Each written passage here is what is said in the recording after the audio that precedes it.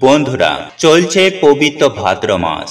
স্বয়ং পরমেশ্বর ভগবান শ্রীকৃষ্ণ ও মা লক্ষ্মীর মাস। এই ভাদ্র মাসেই তুলসীতলার এক চিমটি মাটি আপনাকে করবে কোটিপতি। বন্ধুরা, মাতা লক্ষ্মী নিজেই বলেছিলেন যে তুলসী গাছের মূলে জড়িয়ে থাকা মাটি থেকে মানুষ কোটিপতি হয়ে যায়। হ্যাঁ বন্ধুরা, হিন্দু শাস্ত্র মতে তুলসী পাতা ও তুলসী গাছ অত্যন্ত পবিত্র। কিছু নির্দিষ্ট দেবদেবী ছাড়া প্রত্যেকটি দেবদেবীর পুজো আরাধনার ক্ষেত্রে এই তুলসী পাতার ব্যবহার করা হয়। বন্ধুরা, এই তুলসী গাছের যেমন অলৌকিক গুণাগুণ রয়েছে, ঠিক তেমনি এর পাশাপাশি ভেষজ বিদ্যায় তুলসী গাছ ও তুলসী পাতার খুবই গুরুত্ব ও অপরিসীম। বন্ধুরা, আপনারা যদি আপনাদের গৃহে তুলসী গাছ রেখে থাকেন আর যদি শাস্ত্রমতে কিছু নিয়ম বিধি মেনে চলেন, তাহলে জীবনে কখনো অভাব অনটন হয় না। হ্যাঁ বন্ধুরা, জীবনটাকে সুখ স্বাচ্ছন্দ্যে আনন্দের সহিত অতিবাহিত করা যায়। এক কথায় টাকার বন্যা আসে। ঠিক এরই পাশাপাশি সংসারে সুখ ও শান্তি একেবারে ভরপুর হয়ে ওঠে।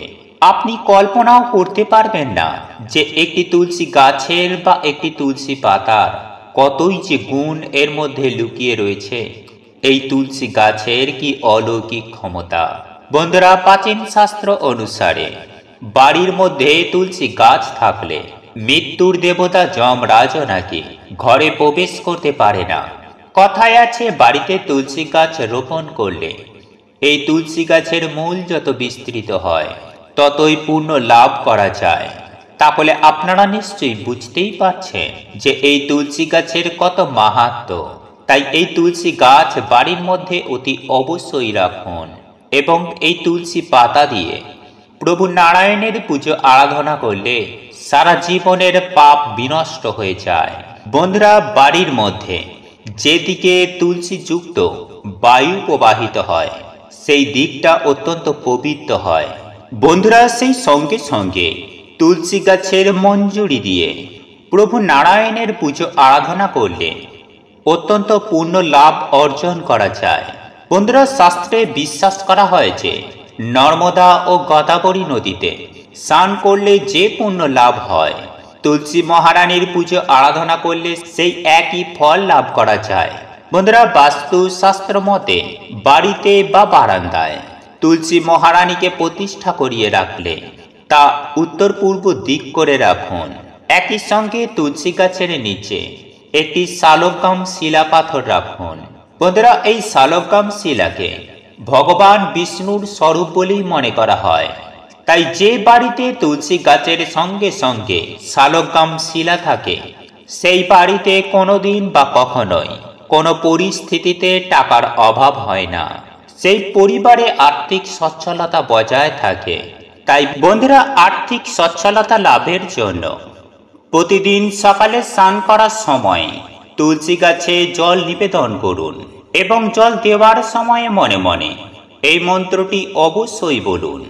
আর মন্ত্রটি হল, তুলসী তুলসী বৃন্দাবন, তুলসী তুমি নারায়ণ, তোমার মাথায় ঢালি জল, অন্তিমকালে দিও স্থল।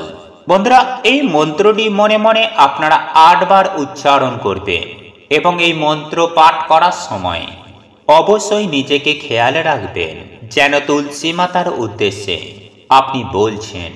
কারণ তুলসী মহারানীকে একবার সন্তুষ্ট করতে পারলে জীবন থেকে সমস্ত প্রকার দুঃখ, কষ্ট, জ্বালা যন্ত্রণা, দারিদ্রতা, এমনকি রোগ ব্যাধি সমস্ত কিছুই দূর হয়ে যায়।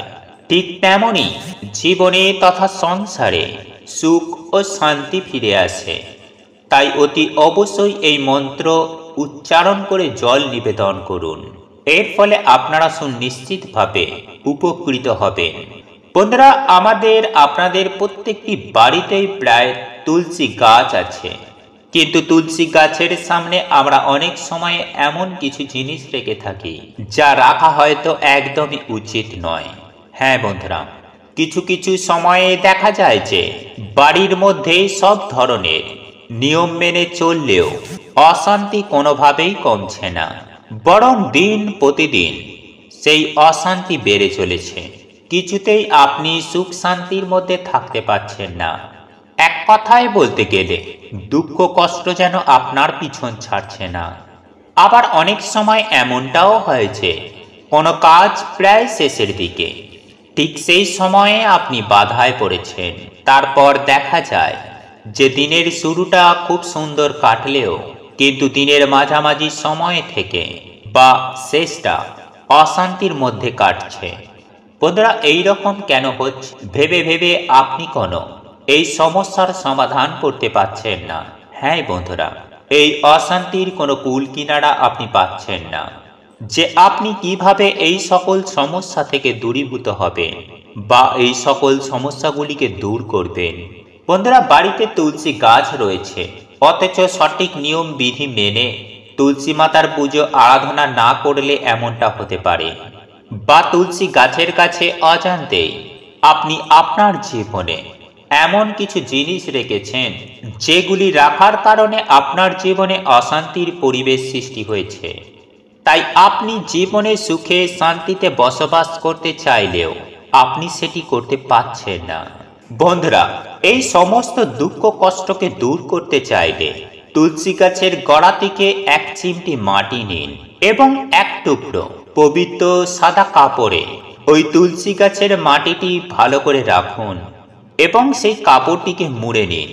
বন্ধুরা, এই মাটিটা সাদা কাপড়েতে মুড়িয়ে লাল সুতো দিয়ে আপনি ওই পুঁটুলিটিকে জড়ান এবং ওই পুঁটুলিতে করে রাখা মাটিটি আপনি যেখানে ঠাকুর পুজো করেন আপনি সেখানে রেখে দিন। বন্ধুরা, এই তুলসী গাছের মাটি তোলার সময়ে আপনাকে যেন অন্য কেউ দেখে না ফেলে, সেই বিষয়টি অতি অবশ্যই মাথায় রাখবেন। তাই এই কাজটি আপনারা চুপচাপ কাউকে না জানিয়ে করুন। বন্ধুরা, এই সামান্য তুলসী গাছের মাটি আপনি যদি আপনার ঠাকুর ঘরে কিছুটা রেখে দেন তাহলে আপনার সংসারে যে অশান্তি, দুঃখ কষ্ট, জ্বালা যন্ত্রণা, দারিদ্রতা, রোগ ব্যাধি লেগেছিল সেগুলো সুনিশ্চিতভাবে আস্তে আস্তে দূর হয়ে যাবে। হ্যাঁ বন্ধুরা, আপনার বাস্তুতে বা আপনার সংসারে যেসব অশুভ শক্তি ছিল তা খুব দ্রুততার সঙ্গেই দূর হয়ে যাবে এবং সেই সঙ্গে আপনার সংসারে শুভ শক্তির আগমন ঘটবে। বন্ধুরা, আপনারা চিন্তাই করতে পারবেন না যে সমস্যাগুলি থেকে আপনি উদ্ধার হতে পারছিলেন না, সেই সমস্ত সমস্যাগুলি থেকে আপনি সুনিশ্চিতভাবে বেরিয়ে আসতে পারবেন। বন্ধুরা, আপনি হয়তো চাকরির জন্য বা অন্য কোনো কাজের জন্য অনেক চেষ্টা করছেন, কিন্তু বহু চেষ্টা করার পরেও মনের মতো চাকরি বা কাজ আপনারা পাচ্ছেন না। কোনো না কোনোভাবে আপনার সেই কাজে বাধার সৃষ্টি হচ্ছে। এই রকম পরিস্থিতির মধ্যে পড়লে আপনারা কিছুটা তুলসী গাছের মাটি নিয়ে একটি রূপোর তাবিজ বা কবচের মধ্যে ভরে সেটিকে মোম দিয়ে মুখটিকে এঁটে দেবেন। তারপর ছেলেরা হলে ডান হাতে এবং মহিলারা হলে বাম হাতে লাল সুতো বা ধাগার সাহায্যে এটিকে বেঁধে রাখুন। দেখবেন আপনি যেখানে যাবেন সেখানে সফলতা পাবেন। যদি আপনি ব্যবসা করে থাকেন তাহলে আপনার ব্যবসা রমরম করে চলবে।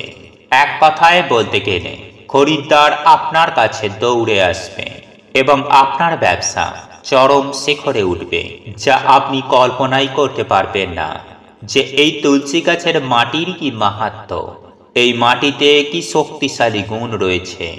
তাই তো বলি বন্ধুরা, আপনারা যদি আপনার ভাগ্যটাকে পাল্টাতে চান তাহলে এই উপায় বা ক্রিয়াটি অতি অবশ্যই একবার করুন।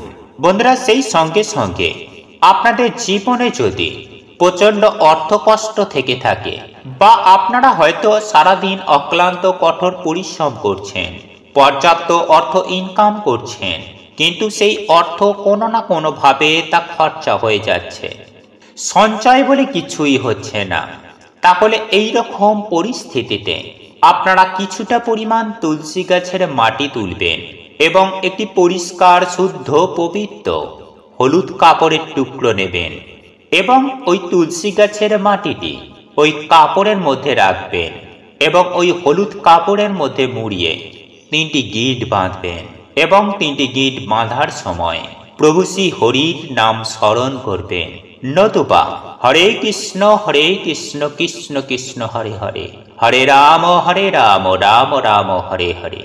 এই মহামন্ত্র আপনারা জপ করবেন, করতে করতে 3টি গিঁট বাঁধবেন এবং ওই পুঁটুলিটি আপনাদের পার্স বা মানি ব্যাগের মধ্যে রেখে দেবেন। আপনারা যেখানেই যাবেন সেখানেই এটিকে সঙ্গে করে নিয়ে যাবেন। দেখবেন আপনার মানি ব্যাগ কখনো কোনো পরিস্থিতিতে খালি হবে না। যেখান থেকেই হোক না কেন আপনাদের কাছে অর্থ আসবে। হ্যাঁ বন্ধুরা, আপনাদের অর্থ ভাগ্য পাল্টে যাবে। আপনারাও আর 5টা বড়লোকের মতো ধনী ও সুখী হবেন। তাই জীবনে সুখ শান্তি সমৃদ্ধি পেতে চাইলে তুলসী গাছের মাটি নিয়ে অতি অবশ্যই নিজের জীবনে প্রয়োগ করুন। এতে জীবনে তথা সংসারে উভয় ক্ষেত্রেই সুখ শান্তি সমৃদ্ধি বজায় থাকবে। সুপ্রিয় দর্শক বন্ধুরা, হিন্দু পঞ্জিকা অনুযায়ী 4টি পবিত্র মাসের মধ্যে ভাদ্র মাস অন্যতম। বাংলা পঞ্জিকা অনুযায়ী এটি বছরের 5ম মাস।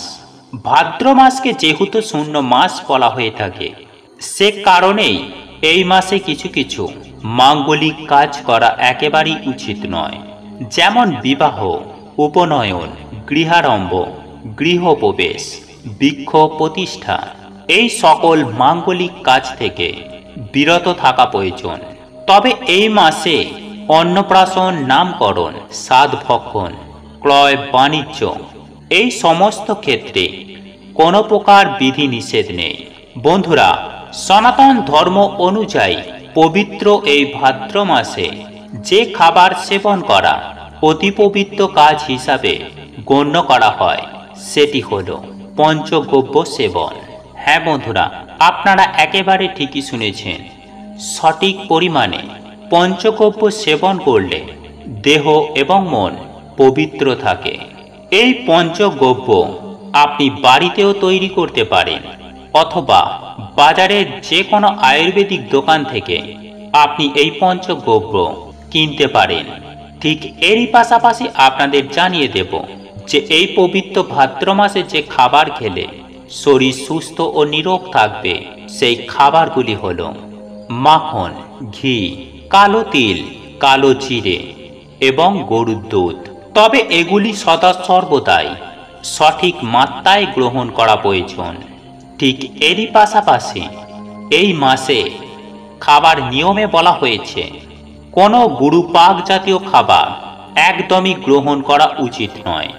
মশলাদার বা উত্তেজক খাদ্য বা পানীয় গ্রহণ এই পবিত্র মাসে এড়িয়ে যাওয়া প্রয়োজন, কারণ এতে শরীরে হজমের ব্যাঘাত ঘটে। বন্ধুরা, এই পবিত্র ভাদ্র মাস যেহেতু আধ্যাত্মিক সাধনার জন্য অত্যন্তই গুরুত্বপূর্ণ একটি মাস, তাই এই মাস বিশেষ করে তীর্থযাত্রার জন্য অত্যন্তই শুভ। তাই যদি আপনাদের পক্ষে সম্ভব হয় তাহলে আপনি কোনো তীর্থস্থানে এই মাসে ঘুরে আসতে পারেন। বন্ধুরা, পবিত্র এই ভাদ্র মাসে ভগবান শ্রীকৃষ্ণ জন্মগ্রহণ করেছিলেন এবং একই সঙ্গে শ্রী রাধা রানীও জন্মগ্রহণ করেছিলেন। তাই সে কারণেই এই পবিত্র ভাদ্র মাসে যদি জন্মাষ্টমী এবং রাধাষ্টমী এই দুটি ব্রত পালন করতে পারেন তাহলে আপনার গৃহের পক্ষে অত্যন্তই শুভ। এবং এরই সঙ্গে এই পবিত্র ভাদ্র মাসে অন্যতম একটি প্রধান উৎসব হল গণেশ চতুর্থী। তাই এই মাসে ভগবান গণেশ চতুর্থীর দিন বাড়িতে ভগবান গণেশের পুজো আরাধনা করা খুবই শুভ বলে মনে করা হয়। আর এই মাসের সবথেকে পবিত্রতম দিন হিসাবে গণ্য করা হয় মাসের একাদশী, অর্থাৎ অজা একাদশীর দিনটি। এই অজা একাদশীর দিন ভগবান শ্রী বিষ্ণুর উপবাস করা অত্যন্তই শুভ। তবে এই অজা একাদশীর দিন অন্ন গ্রহণ নিষিদ্ধ। তাই এই পবিত্র ভাদ্র মাসকে যেহেতু মা লক্ষ্মীর মাসও বলা হয়ে থাকে, তাই এই পবিত্র ভাদ্র মাসে প্রত্যেকটি বৃহস্পতিবার দিন বাড়িতে মা লক্ষ্মীর পুজো আরাধনা করলে মা লক্ষ্মী অত্যন্তই প্রসন্না হন। এবং লক্ষ্মী পূজার পাশাপাশি এই মাসের প্রত্যেক বৃহস্পতিবার দিন যদি আপনার বাড়ির ঈশান কোণে অর্থাৎ আপনার বাড়ির উত্তর পূর্ব কোণে একটি গাওয়া ঘিয়ের প্রদীপ জ্বালিয়ে রাখতে পারেন, সেটি আপনার গৃহের ক্ষেত্রে অত্যন্তই শুভ বার্তা নিয়ে আসে। তাই সম্ভব হলে প্রত্যেকটি দিন সন্ধ্যাবেলায় এই বিষয়টি করার চেষ্টা করবেন। আর তা না হলে অন্তত পক্ষে বৃহস্পতিবার দিন বাড়িতে সন্ধ্যা দেবার সময়ে এই বিষয়টি করার চেষ্টা করবেন। শাস্ত্রমতে কথিত রয়েছে, ভাদ্র মাসে যদি আপনি কাউকে চাল ধার দেন বা কারো কাছ থেকে চাল ধার নেন, তাহলে অন্তত 1 টাকার মাধ্যমে হলেও এই বিষয়টি করার চেষ্টা করবেন। কারণ সম্পূর্ণ ধার বাকি এই পবিত্র ভাদ্র মাসে করা একেবারেই উচিত নয়। ভাদ্র মাস যেহেতু আধ্যাত্মিক সাধনার মাস, আর এই মাসেই ভগবান শ্রীকৃষ্ণের জন্ম, তাই এই মাসে গীতা পাঠ করার জন্য শুভ, বা গীতা পাঠ শুরু করার জন্য সবথেকে বেশি উত্তম মাস। তাই আপনাদের পক্ষে যদি সম্ভব হয়, এই মাসে প্রত্যেক দিন সন্ধ্যাবেলায় অন্তত একটি গীতার শ্লোক পাঠ করা প্রয়োজন। এবং এই গীতার শ্লোক পাঠ করার সময় অবশ্যই এর অর্থ বোঝার চেষ্টা করবেন। এছাড়াও এই মাসের প্রত্যেক শনিবার দিন শনি মহারাজের পুজো আরাধনা করলে আপনার জন্ম ছকে থাকা শনিদেবের অশুভ প্রভাব থেকে আপনারা মুক্তি পাবেন।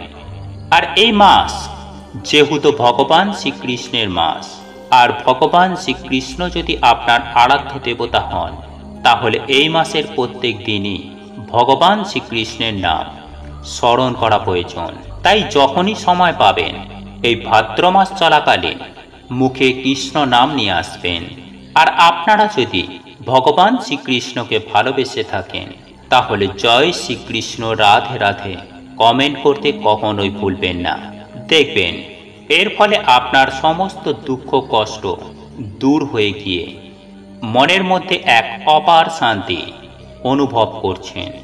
এবং ভগবান শ্রীকৃষ্ণের কৃপায় ও মাতা লক্ষ্মীর অশেষ কৃপায় আপনার জীবনে সুখ, শান্তি, সমৃদ্ধি বৃদ্ধি পাবে।